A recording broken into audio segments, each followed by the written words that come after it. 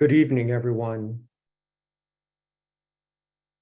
Our new moon meeting tonight will be a little different from what has typically been the case. Instead of one person speaking before the group meditation, there will be two people speaking. The presentations will necessarily be shorter, but they will hopefully provide ample ideas to reflect upon together during the comment period following the meditation. These new moon gatherings provide a specific opportunity to offer support to the group of world servers, that vitally important body of worldwide servers who function as a connecting link between hierarchy and humanity. The theme of tonight's gathering is concerned with a deeper understanding of the word forgiveness. A number of interesting comments are made about forgiveness in Alice Bailey's The Externalization of the Hierarchy. It's pointed out that a spiritual interpretation of this word is giving for, and that it is synonymous with the word sacrifice. From an esoteric point of view, the word forgiveness can be seen as indicating the giving of one's whole self in support of the greater good. This idea of sacrifice, you may recall, figures prominently in the theme for the upcoming cycle of Arcane School conferences. Let the group affirm the will as an expression of the law of sacrifice. In Bailey's text, it's stated that forgiveness indicates the sacrifice of selfish personality interests on behalf of the good of the whole. It's indicated as well that the sacrificing of such made by people every day can help save the human kingdom, and it could also be mentioned, in doing so, help save the other planetary kingdoms. It's further pointed out that forgiveness relates to the giving of one's practical life to the salvage of the world. The connection between this word and the group of world servers is readily apparent. A primary characteristic of these servers is wholehearted, unconditional support given to advancing the greater good. These ideas underscore a primary objective of ours as servers on Earth during this time of transition. Each of us has a sphere of immediate responsibility that can be called our close-at-hand world. This is the world of daily living. This world typically involves responsibilities related to a home, a work, or a community setting, and that might include relationships with various people. For a growing number of disciples, the world of daily living not only includes attention given to relationships and responsibilities in the objective world, but attention given as well to the subjective realm. This is the realm of the soul and the world of energies and forces behind the outer appearance of things. Recognizing this, what might it mean to be a living expression of true forgiveness, where all is given to the salvaging of the world? As mentioned earlier, we are told that this salvaging takes place as one's practical life is given up. This idea of a person's practical life can possibly be understood as signifying the typical affairs of the personality, in which there is, broadly speaking, absorption in career, family, and friends.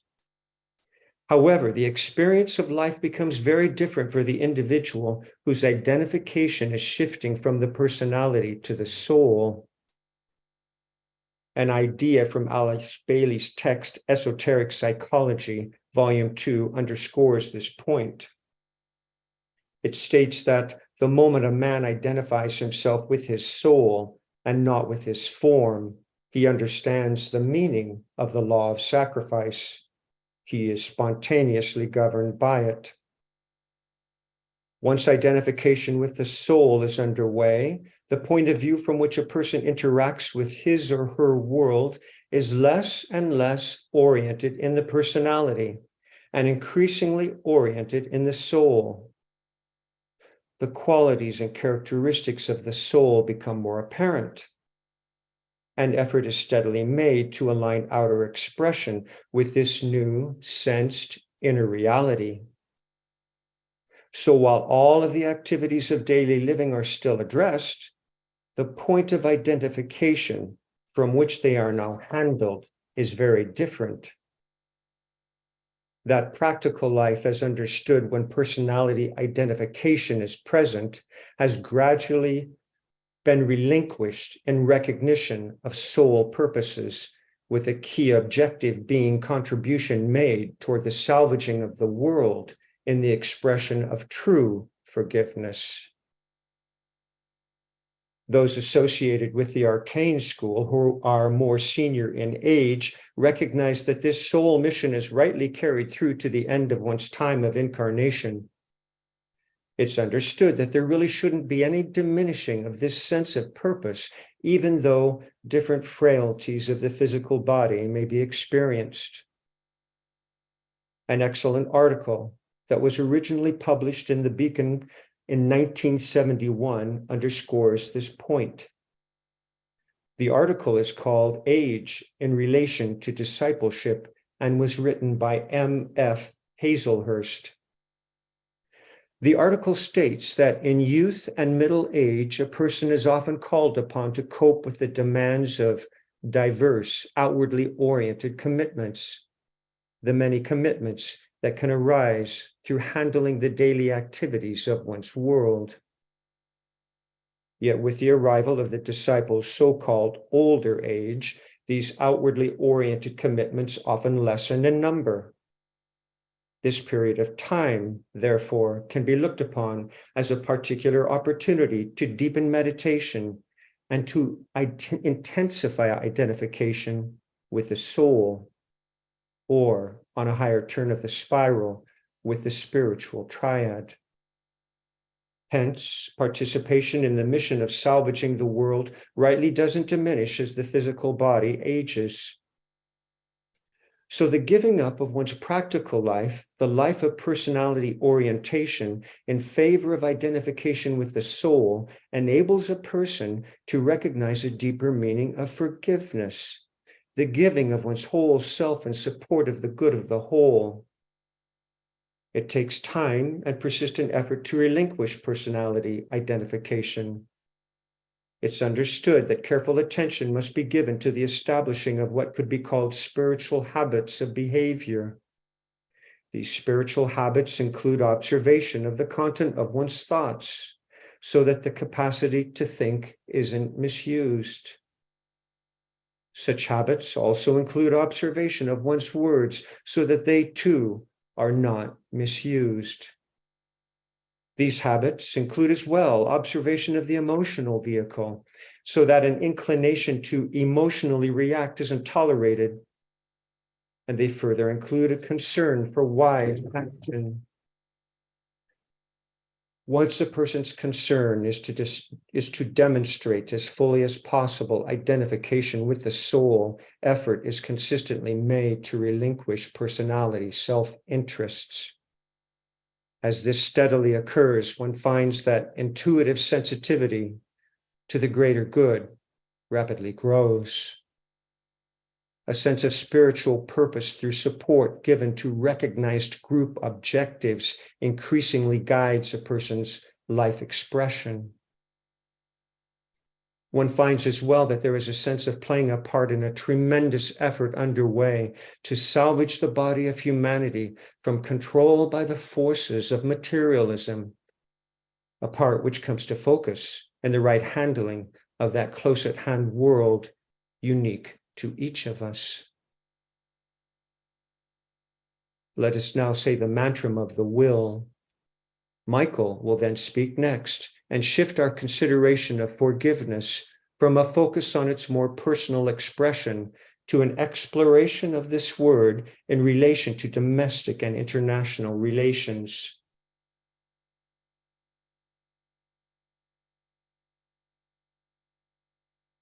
In the center of the will of God, I stand. Naught shall deflect my will from His. I implement that will by love.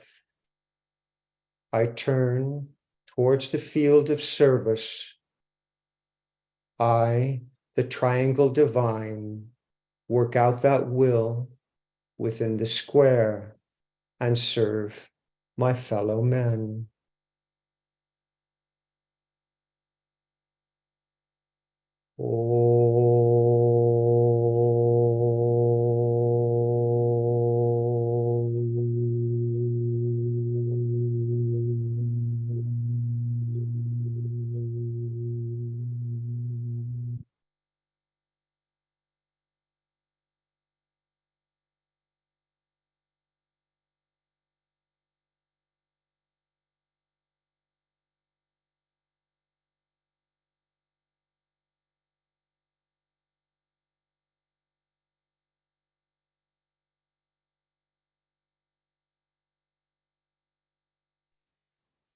All right. Thank you so much, John. Really appreciate that presentation and hope you all can hear me. Let me just double check really quick that okay. It looks like I'm being registered. So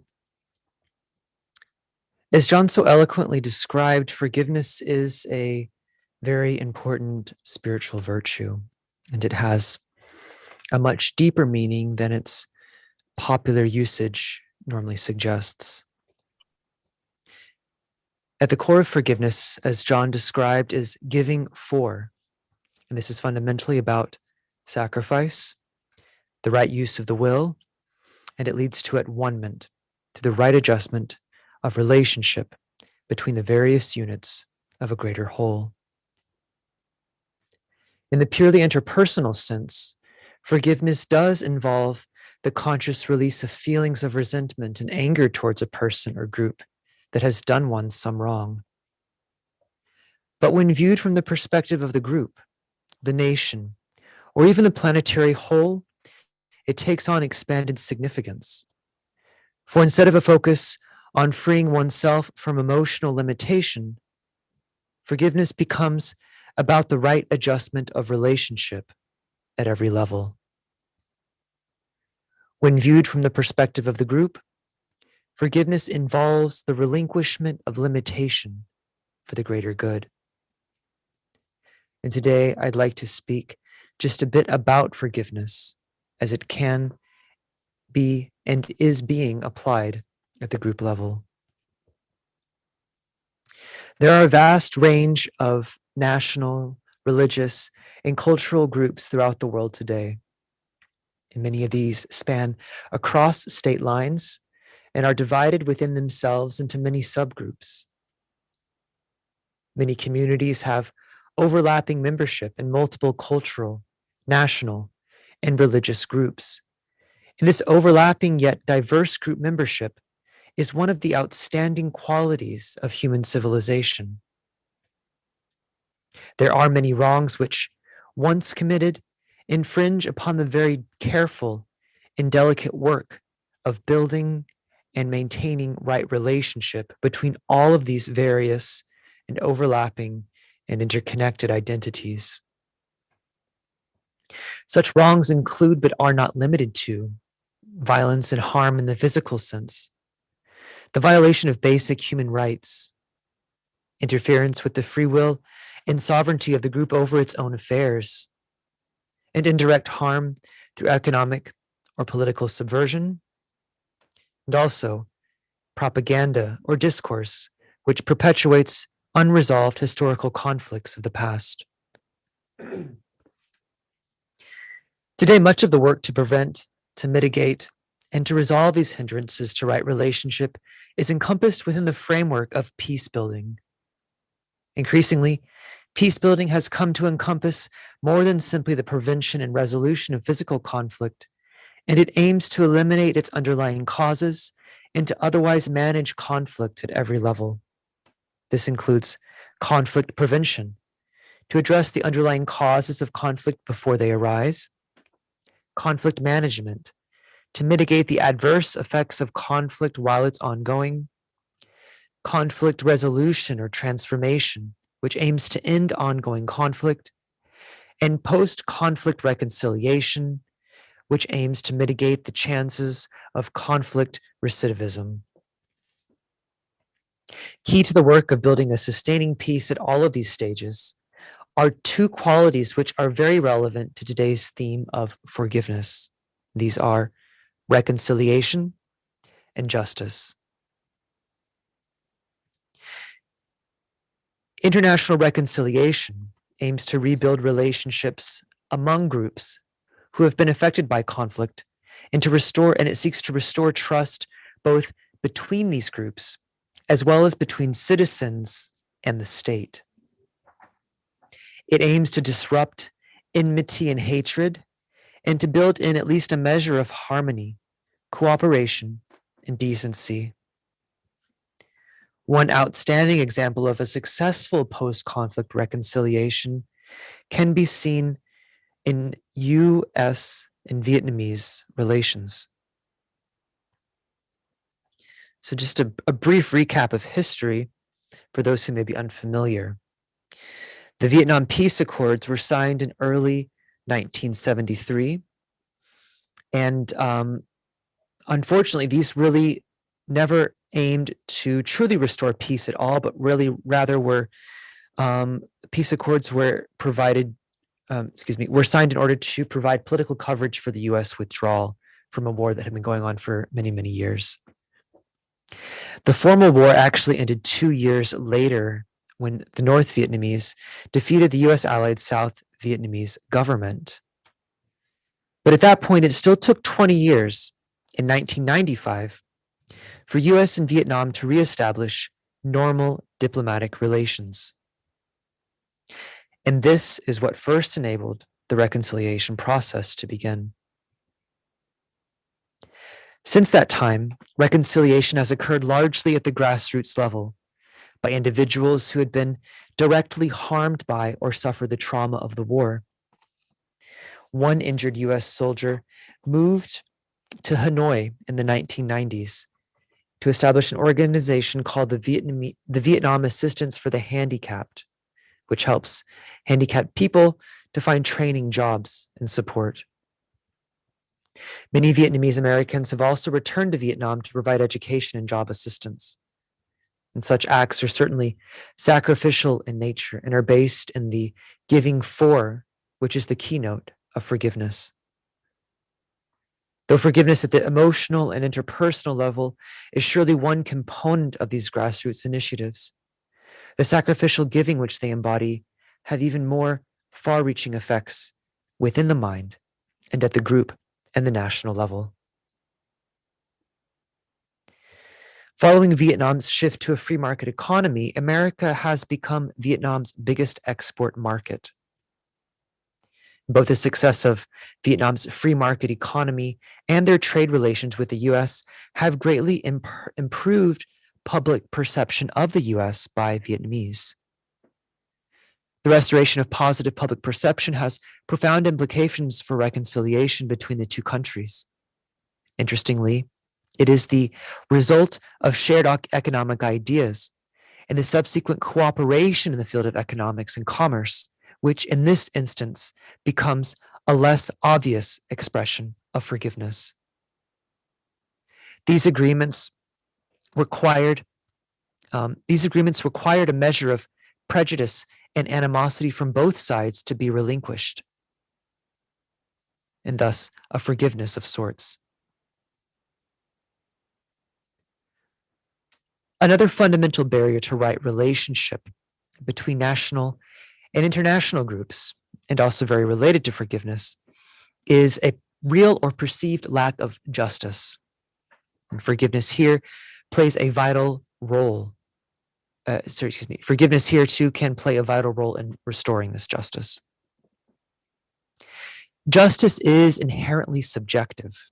An understanding of the types of justice that lead to lasting peace and right relationship have evolved greatly over the last 100 years. And there are many types, but two are salient here. And these are restorative justice, which seeks to repair harm and to hold responsible parties to account, and transformative justice, which seeks above all else to create a change in social systems, even if some of the perpetrators of crimes are not in the end held accountable. So a lack of justice can greatly inhibit the restoration of right relationship between groups and arguably even can make it impossible.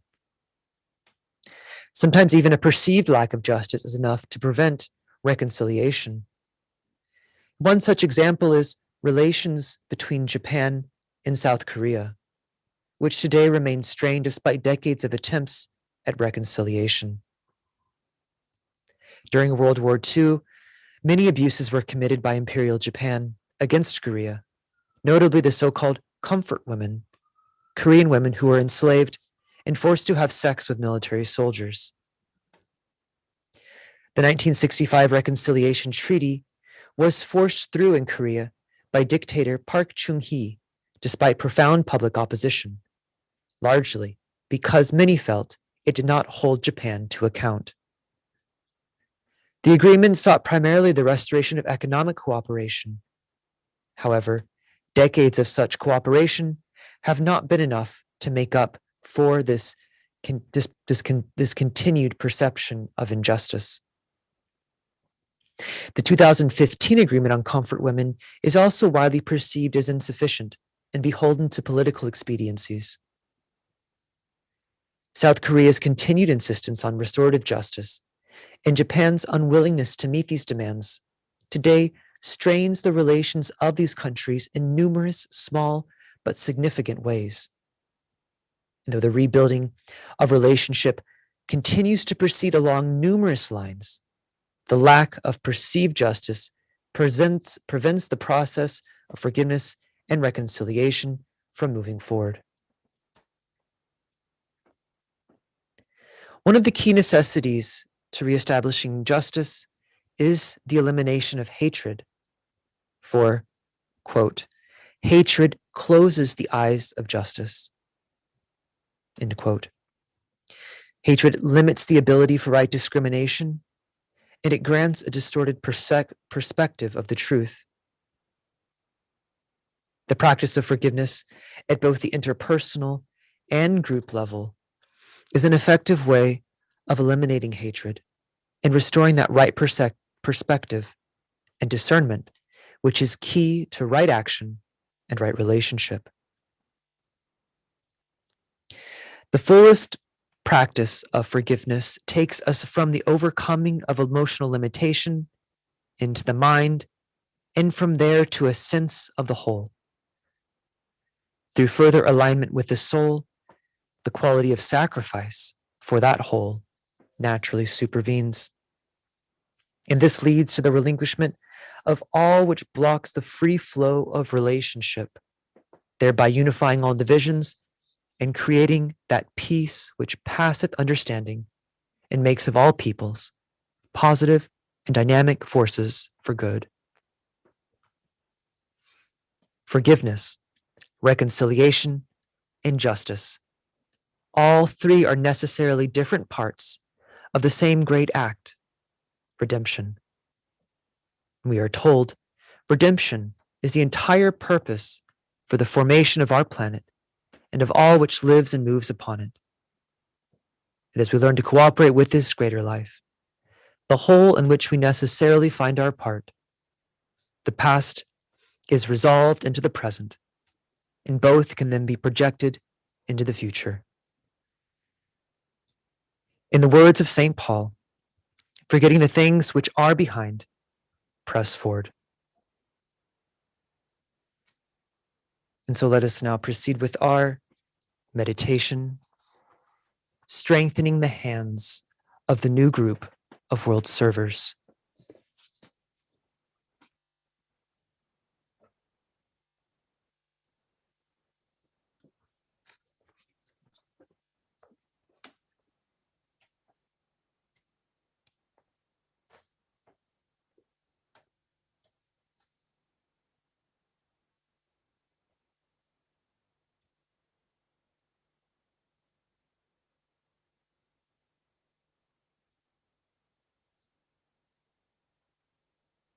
We link together in group fusion.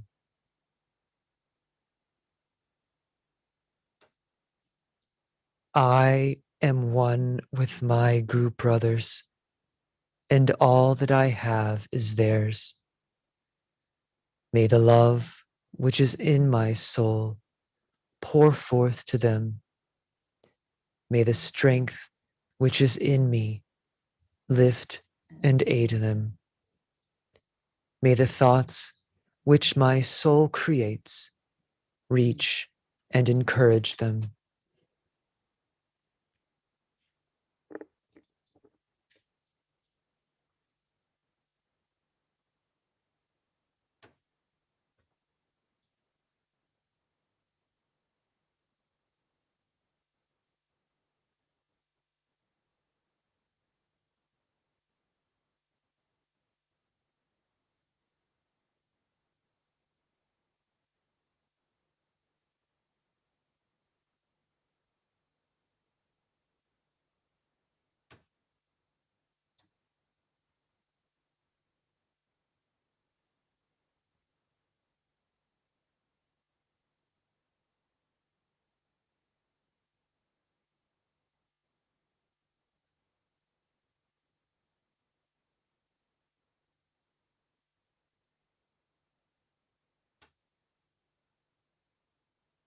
Alignment. We recognize our place as a group within the heart center of the group of world servers. We mentally extend the line of lighted, loving energy towards the spiritual hierarchy, the planetary heart center, into the Christ, the heart of love within the hierarchy. And from there to Shambhala, where the will of God is known.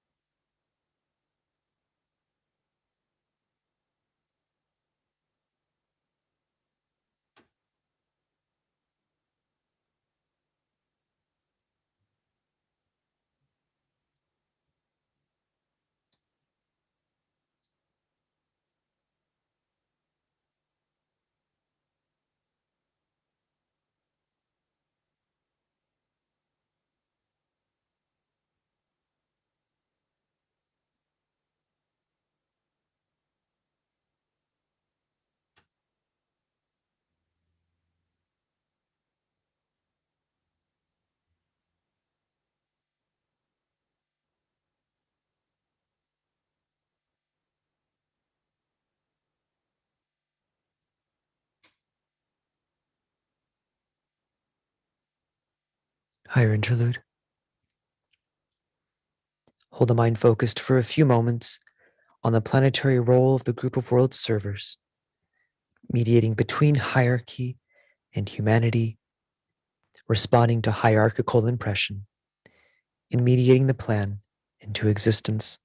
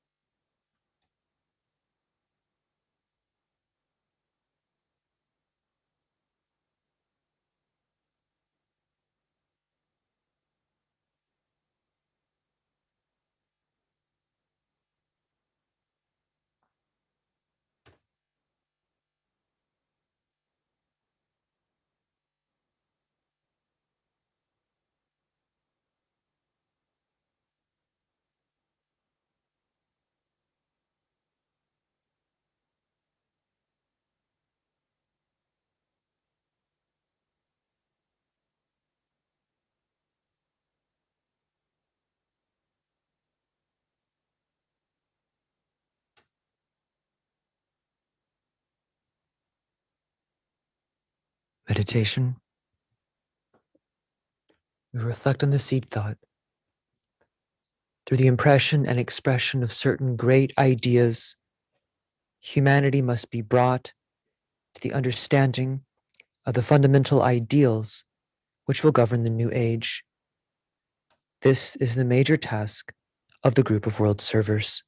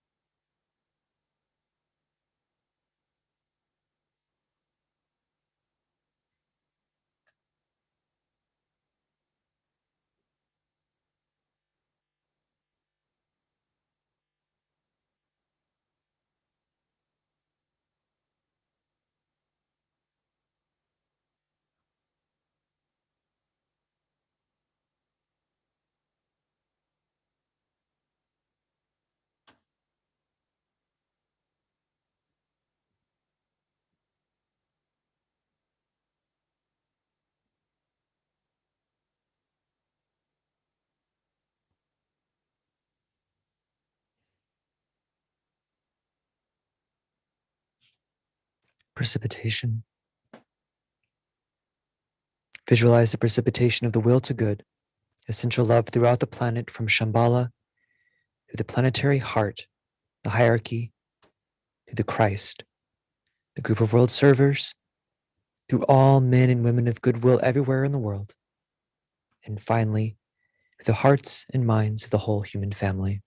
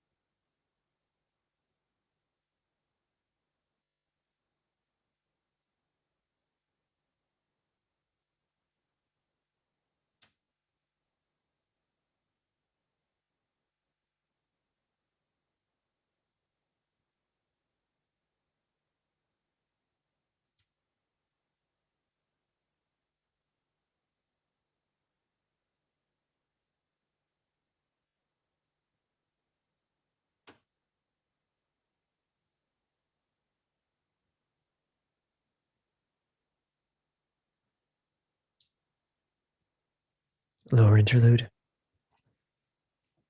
Consider the many ways in which the power of the one life and the love of the one soul are working out in the world through members of the group of world servers, and so building a thought form of solution to world problems.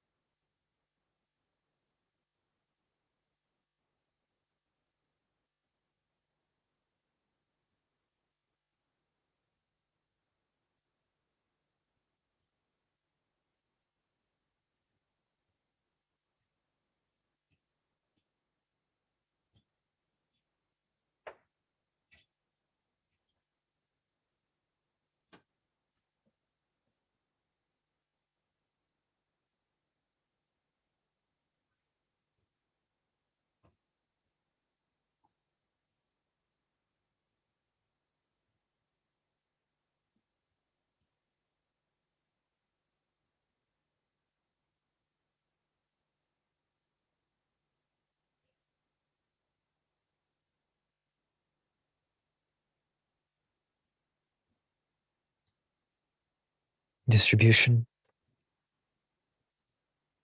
Sound together the great invocation. And as we do so, we visualize the irradiation of human consciousness with light and love and power. From the point of light within the mind of God, let light stream forth into human minds. Let light descend on earth. From the point of love within the heart of God, let love stream forth into human hearts. May the coming one return to earth. From the center where the will of God is known, let purpose guide all little human wills, the purpose which the masters know and serve. From the center, which we call the human race, let the plan of love and light work out, and may it seal the door where evil dwells. Let light and love and power restore the plan on earth. Oh.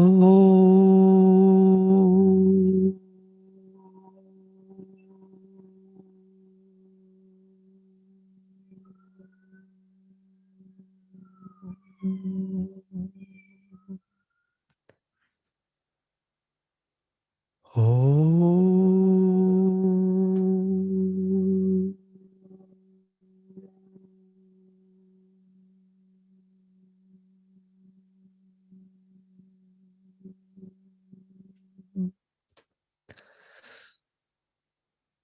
Oh.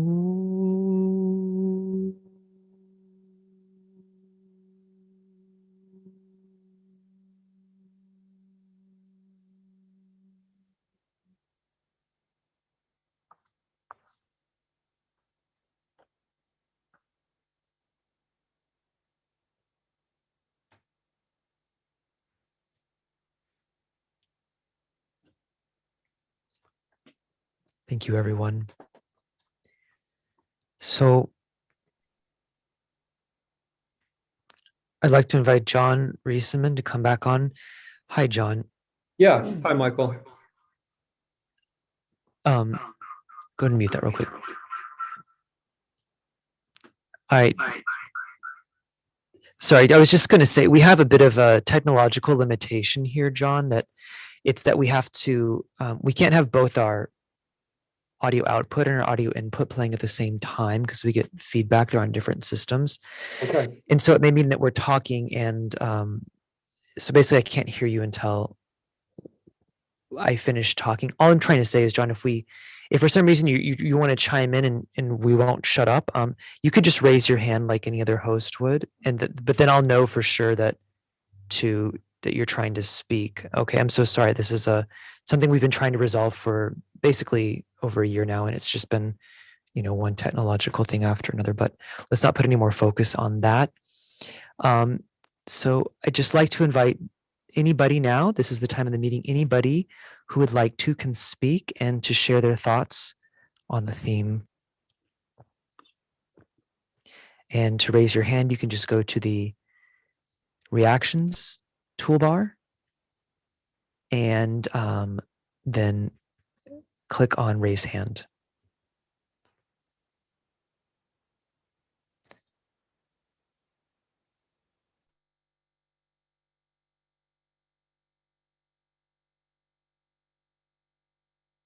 All right, Maya has her hand raised.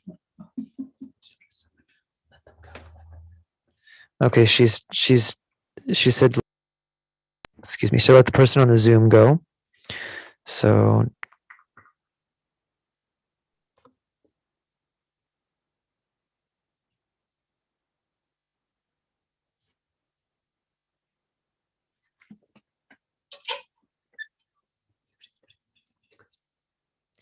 hi, Charles. Go ahead and unmute yourself. I mean, you're muted. Go ahead and speak when you're ready. Oh, thank you. Can you hear me? Yep, we can hear you. Go ahead. Oh, good. Okay. One thing came through that I think must be recognized, and that is the recognition of the difference between sacrifice and forgiveness. Sacrifice is the giving of oneself, and often for the greater good, often for that which will move humanity forward. But forgiveness is intimately related to harm. So harm that has occurred and the release of those who have caused the harm from the consequences of it and, the harm that they have inflicted. Now, that release can be the sacrifice of full retribution for harm that has occurred, but sacrifice is related to giving a part of the being, and that giving can be void of any harm that has occurred or any forgiveness needed. So they're two very different concepts and two very different actions. They're often related, but I don't see them as the same. And there's just one more point too. When we have forgiveness, it's related to apology. And the most important part of forgiveness and then apology is the acceptance by the person that has been harmed, right, of that apology. So things can move on, and therefore it becomes quote unquote bygones. Does that make sense?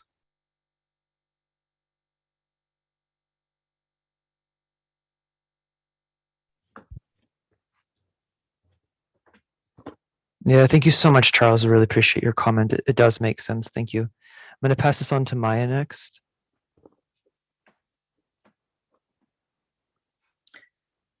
Thank you, John and Michael, and Charles, actually, because I've been really thinking about this for probably my entire lifetime, this topic of forgiveness.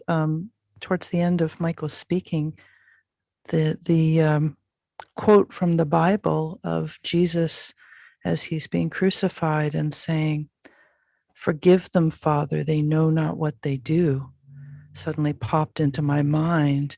And, at the end of this talk, it really had a new light for me because, he was talking about ignorance, that we forgive people because they're ignorant of their soulfulness, their true nature. They have ignored it. And it reminded me of some of the other issues that were discussed in the presentation too, such as the Japanese and other cultures where very significant harmful things have happened. Like I think it's been written about recently that the Japanese government has still never apologized for atrocities during World War II. And I was thinking about that as a culture, they have difficulty acknowledging shame because that means wrongdoing. And there's a very high level of perfectionism in the culture. So psychologically, sometimes when you understand how cultures work, then you can understand why certain cultures have more difficulty with things like acknowledging wrongdoing. But when you give the power to the person to forgive, it's a very interesting and powerful choice of trying to move on, as Charles said, because you're not waiting for someone to develop soulfulness. You're not waiting for them to develop introspection and ability to see what they've done as being wrong. Shame means that you have the ability to step back and say, something I've done is wrong. But if somebody can't do it, then what do you do? How do you move on? Well, if you forgive, then you're taking back that whole dynamic that's been created between you and the other. And it's divesting you of that karmic loop, being part of that karmic loop, shame and anger and rage, and then back and forth and back and forth. So when Jesus was on the cross and saying, "Forgive them, Father, they know not what they do," he knew that they were going to have karma. That's inevitable. You can't avoid the karma of your actions, but he wasn't going to participate in being part of that loop, that perpetual loop between him and those that had harmed him. Other cultures, like I was thinking about honor killings, where a woman has been wronged, like raped, but the family's response is she's brought shame upon us, even though it was something that she didn't bring upon herself. And so the solution is to kill her because the family can't feel the shame of the perpetrator's action. So again, it's like this psychological loop. And I know that there's a lot of Christian denominations now that are trying to encourage participants to forgive before the perpetrator can acknowledge their wrongdoing, sometimes maybe hastily or too quickly without really fully feeling through what they're doing. But it's a step in that direction. So we're at an interesting time right now where we're trying to create right relations, and we're trying to sort of wind our way through these loops of shame and forgiveness And I really think when you forgive, you're sacrificing your need for apology. You're sacrificing your need to be part of this perpetual loop of waiting to have, some kind of, what's the word? Anyway, it's not coming to me, but I'll wrap it up. You're really sort of short-circuiting the whole process and moving to a higher level. And to me, that's what, in this case, sacrifice means, sacrificing the need for your personality to be compensated. Anyway, thank you. Thanks, Maya. John, did you have something to say? Yeah, I did, Michael. And Maya, your comments were beautiful. And I resonated very strongly with what you said about sacrifice relates to forgiveness in the sense of no longer feeling a need for an apology. It's like unconditional love is present. And there's just this giving forth, to use Michael's words, of love, this giving forth of love. And there's no sense necessarily of an apology being needed because one has moved, as you indicated, Maya, to that higher level of perspective, a soul perspective. And so thinking of forgiveness in terms of giving forth and sacrificing a need for some kind of apology, then we can see a bridge between those two words, sacrifice and forgiveness, just to piggyback on the comments that Charles was making, which were quite appropriate, I felt, from a particular point of view. But for our considerations here, we're thinking of forgiveness in kind of a different way from what it's usually thought of. And so I think that's enough for now. Oh, Michael, one last thought, though. Your comments about forgiveness as it plays out on the international stage were so interesting. And you made the comment about Korean and Japanese relations and how they are still strained because of a sense of there not having been adequate, I don't remember the word that you used, restitution made for wrongs done to Korea. I have read, though, that there's a shift occurring now because of the younger generation, because of the sharing of cultures between the younger Koreans and the younger Japanese in music, in food tastes, in clothing and fashion tastes. There's the sharing now going on. And because of this sharing with the younger generation, there's a sense that's developing between the younger members of these cultures of the sense of wrong having been done beginning to be diminished. So here we see a giving forth of cultures, the sharing of cultures, a giving forth. And because of that, there's a bridging that is very gradually occurring, it would seem, between these two countries. And that's it, Michael. Yeah, thank you so much, John and Maya and everybody for your comments. Just to add one thing, I sort of what Maya got me thinking is, there's we often can find a lot of understanding. I think one of the key things is understanding in the fact that we're all sinners. We've all sinned.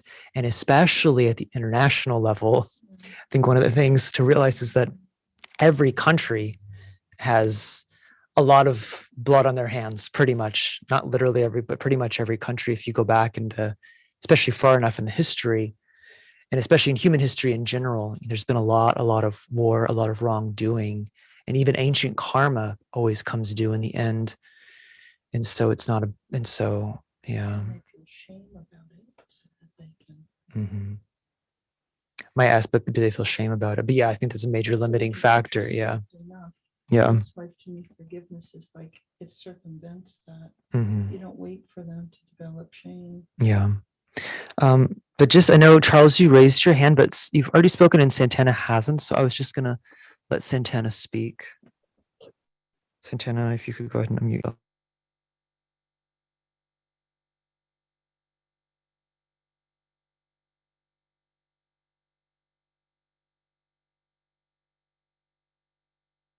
On there. I think that worked. Did that work, Michael? Michael, can you hear me now? Hello? Hi, Santana. Yeah, we can hear you. Go ahead. Oh, I'm sorry. No, obviously, if forgiveness is necessary, there's been conflict, which made me think about restoring the harmony between people and nations. But it's also tied in with harmlessness. But it's also, I feel John alluded as a soul radiation. And I think another aspect of sacrifice that has to be thought of is the making sacred. And what a joy it is, the closer you are to your soul and your spirit, to just radiate that unconditional love and forgiveness and make sacred relationships. That's all I wanted to say. And that gets you out of the karmic loop. And thank you, everyone, for everything, all the wise comments. Thank you, Santana. Charles, go ahead. I've lost the cursor. 1 second. It's not one thing, it's another. Here we go. Okay, just very quickly. I thought that what Maya said was wonderful. And there's this unique point that we get, and I think the soul, of course, is related to this, that we can see where all of the harm is caused. We can see the ways of people and nations, but there's an acceptance of that's where they're at. It doesn't touch our being, but there is still the motivation to move things forward. So this can be with family, this can be with friends, this can be between countries, but there's this detachment that I think does come from the soul that allows you to assess the lack of perfection and where work is needed, but it isn't really personal. It's just, let's move this forward wherever the harm is, let's eradicate it. But there isn't the personal involvement in it where, you're involved in a way that it affects your being. It doesn't touch your being, but it does affect humanity and our movement forward by that acceptance.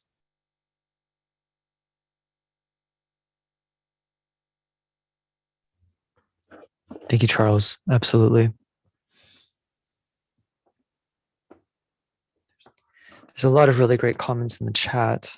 I'm sure everybody can already read them, but there's so many perspectives on this thing, and this, the whole equation. The Tibetan equates forgiveness with sacrifice. And I think what he's trying to do is not to say, okay, well, here's an occult way of looking at forgiveness. Here's the occult way, and then there's the other way, which is like the mundane way. He's just trying to provide a perspective that from one angle, forgiveness can be seen as sacrifice when it's looked at, perhaps sort of as Charles, you suggested, moving away from the emotional and the personal, looking at the larger whole. You see that when forgiveness is present, in fact, a sacrifice has been made. Not to say they aren't distinct concepts, of course, but that this idea of sacrifice is present. And really it's to say that sacrifice is in fact in the occult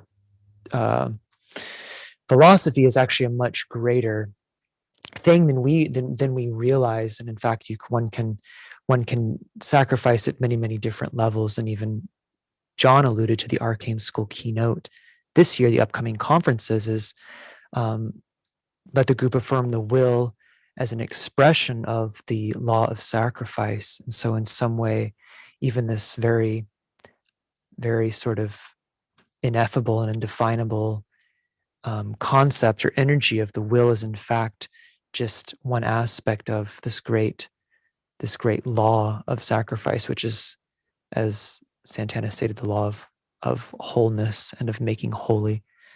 Kathy has one thing to say or something to say. Here you go, Kathy. Yeah, just one thing, actually. Just to affirm what the Tibetan brings in the law of sacrifice, which I think helps us to make it a little easier in life. He relates it to the relinquishment or the relinquishing of gain, which is a concept from the Gita. And if we look at life as with an understanding that we can't really control anybody else's actions, we can only focus on our own actions. And therefore, it's not really about forgiving others, but it's more like not expecting in that kind of situation, not expecting that we can control the actions of others or expecting that they will behave in ways that we would think appropriate. We can only focus on our own actions and our own abilities to forgive. So. Thank you, Kathy. John, did you have anything to say before we close? No, I'm good, Michael. I think it's been a great conversation, and many thanks to all of you who've shared your comments, either aloud or via the chat. Much appreciated.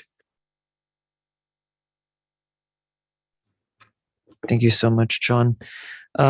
Just in closing, I'd like to make a few announcements.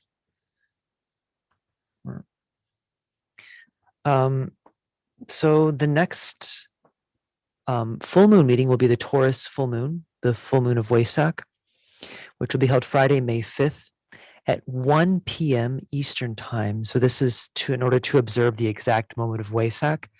We will be holding the meeting earlier in the day.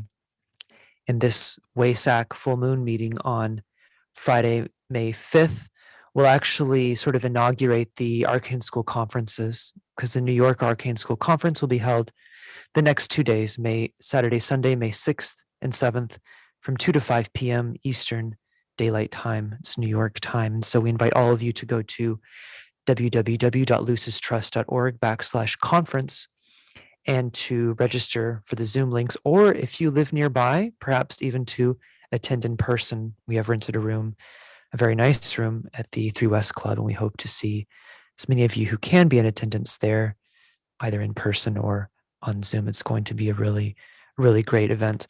Following that, the next new moon meeting will be Thursday, May 18th at 6 p.m. Eastern. That should say daylight time, but it's Eastern time. It's okay. Yeah. And just to say, we don't normally observe the exact moment of the new moon, but this new moon is actually occurring at the same time as an eclipse. So it's a very powerful time, and thus this sort of appropriate this focus on the will, on sacrifice. And so if those of you who are interested in holding the exact time of the new moon, even though it's sort of the lower interlude, it's a time perhaps when the will itself is directed downwards onto the physical plane, and so a very powerful time to make opportunity of. The exact moment of the eclipse is 10:38 tonight, p.m. That's Eastern time, and the exact time of the new moon is just 12 minutes past midnight tonight. So early Thursday morning, 12:12 a.m. Eastern Daylight Time. So let us now conclude with a moment of silence to link up with the worldwide group.